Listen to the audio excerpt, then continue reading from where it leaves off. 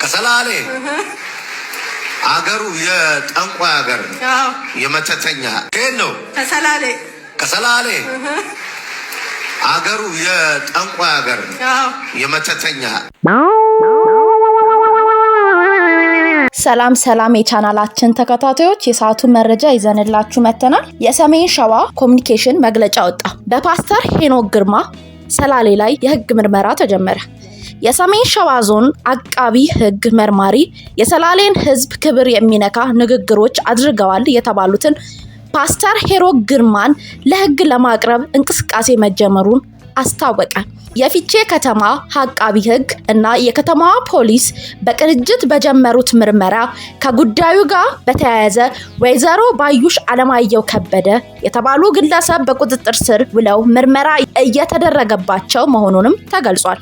የሰሜን ሸዋ አቃቢ ህግ መምሪያ ኃላፊ አቶ ዳምጦ ጣና በሰጠው መግለጫ የሚከተሉትን ዋና ነጥቦች አንስተዋል። አንደኛ፣ ብሔርን መስደብ፣ ስም ማጠልሸትና በህዝቡ መካከል ሁከት የሚፈጥሩ ንግግሮችን ማድረግ በህግ የሚያስጠይቅ ከባድ ወንጀል ነው። ሁለተኛ፣ ፓስተር በአሁን ወቅት በሌላ ክልል እንደሚገኙ የጠቆሙት ኃላፊው ግለሰቡ በቁጥጥር ስር ለማዋል ከፌዴራል የህግ አካላት ጋር በቅርበት ክትትልና ንግግር እየተካሄደ መሆኑንም አረጋግጠዋል። በሶስተኛም የጀግኖች መፍለቂያ የኩሩ ኦሮሞዎች ህዝብና የተለያዩ ሃይማኖቶች በክብር የሚኖሩባትን ሰላሌ ስም መነካቱ የህዝብ ቁጣ የቀሰቀሰ መሆኑን ህጉ ተገቢውን ምላሽ ይሰጣልም ብለዋል። የአቃቢ ህግ መምሪያው የህግ የበላይነትን ለማረጋገጥ አስፈላጊውን እርምጃ ሁሉ እንደሚወስድና የምርመራውን ውጤት በየጊዜው ለህዝቡ ይፋ እንደሚያደርግም አስታውቋል። በተጨማሪም ከዚህ ዜና ጋር በተያያዘ አዲስ ሌላ ተጨማሪ መግለጫ ወጥቷል። ይህ መግለጫ ከጂፒኤስ ቤተክርስቲያን የተሰጠ መግለጫ ነው። በቀን 13/04/2018 በጂፒኤስ ቸርች የአንዲት እህት ምስክርነት በቤተ ክርስቲያናችን የማህበራዊ ድረገጾች ላይ የተለቀቀ መሆኑ ይታወቃል። በምስክርነቱ መሃል ስለ ፊቼ ሰላሌ ከተማ የተነገረው ንግግር ተቆራርጦ በተለቀቁ ቪዲዮዎች ምክንያት ከአውድ ውጪ በመተርጎም ቪዲዮውን በአንዳንድ ወገኖች ዘንድ ቅሬታ እንደፈጠረባቸው ለመገንዘብ ችለናል። የጂፒኤስ ቤተክርስቲያን ሁሉንም የማህበረሰብ ክፍል የምታከብር እና በእኩል የምትመለከት ቤተክርስቲያን ነች። ብዙ ሰዎች ከተለያዩ የዓለማችን ክፍሎች እንዲሁም ደግሞ በሀገራችን ካሉ ሁሉም ክልሎች እየመጡ በቤተክርስቲያናችን እንደሚካፈሉና በዚህም የሚለቀቀውን ጸጋ የሚጠቀሙ መሆኑ ይታወቃል። ነገር ግን የዚህ የአጭር ቪዲዮ መልእክት መላውን የፊቼ ሰላሌ ህዝብ የሚመለከት ሲሆን እንደ ማንኛውም የሀገሪቱ ክፍል ያለውን የክፉ መናፍስትን ስራ መቃወምን መሰረት ያደረገ መሆኑን ማስገንዘብ እንፈልጋለን። ከዚህም ባለፈ በየትኛውም ከተማ ይሁን ሀገር ያሉትን የመናፍስት እና የአጋንንት አሰራርን መቃወማችንን በዚህ አግባብ እንዲታይ እንላለን። ከእግዚአብሔር እንደሆነ ዓለምን በሞላ በክፉ እንደተያዘ እናውቃለን። አንደኛ ዮሐንስ ምዕራፍ 5 ከቁጥር 19። ስለዚህ በአካባቢህ ከሚኖር ማህበረሰብ ባህልና እሴት ጋር ምንም አይነት ግንኙነት እንደሌለው እንገነዘባለን። እንዲህም ሆኖ ሰሞኑን በተለቀቀ ቪዲዮ ቅር ለተሰኙና ጉዳዩን በትክክል ላልተረዱ አንዳንድ ወገኖቻችን ቤተክርስቲያናችን በጌታ ኢየሱስ ፍቅር ትልቅ ይቅርታ የምትጠይቅ መሆኑን ለመግለጽ እንወዳለን ብለዋል። በመግለጫው የጂፒኤስ ቤተክርስቲያን ሰሞኑን በማህበራዊ ድረገጾች በተሰራጨውና ስለ ፊቼ ሰላሌ ከተማ በሚያነሳው የቪዲዮ ምስክርነት ዙሪያ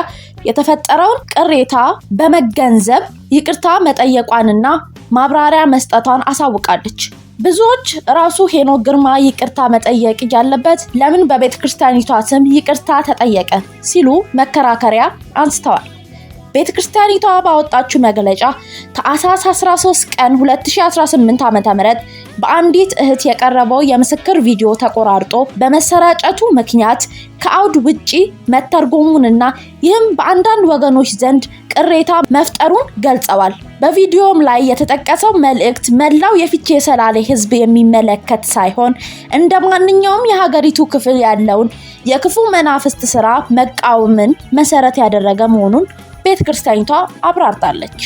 ከቤተክርስቲያኒቷ ማብራሪያ እንደተመለከትነው ቤተክርስቲያኒቷ ሁሉንም የማህበረሰብ ክፍል በእኩልነት የምታከብር መሆኗንና ከተለያዩ የሀገሪቱ ክፍል የሚመጡትን ምዕመናን ተጠቃሚ መሆናቸውንም ገልጿል።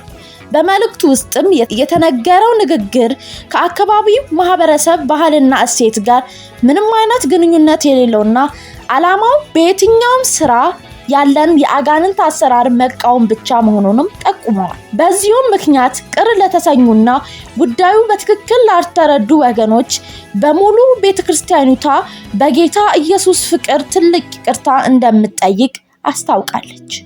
በመጨረሻም ቤተክርስቲያኒቷ ዓለምን በሙላ በክፉ እንደተያዘ እናውቃለን የሚል የመጽሐፍ ቅዱስ ቃል አንደኛ ዮሐንስ ምዕራፍ 5 ከቁጥር 19 በመጥቀስ ተቃውሞዋ መንፈሳዊ እንጂ ማህበራዊ እንዳልሆነ አጽንኦት ብትሰጥም በርካታ ኢትዮጵያውያን ራሱ ያልተገባ ንግግር አድርጓል የተባለውን ሄኖክ ግርማ ወጥቶ ይቅርታ ይጠይቅ፣ በተቋም ውስጥ ተሸሽጎ ይቅርታ ከመጠየቅና ከሕግ ተጠያቂነት ለማምለጥ መሞከር ሊቆም ይገባል በሚል ቅሬታቸውንም እያቀረቡ ነው።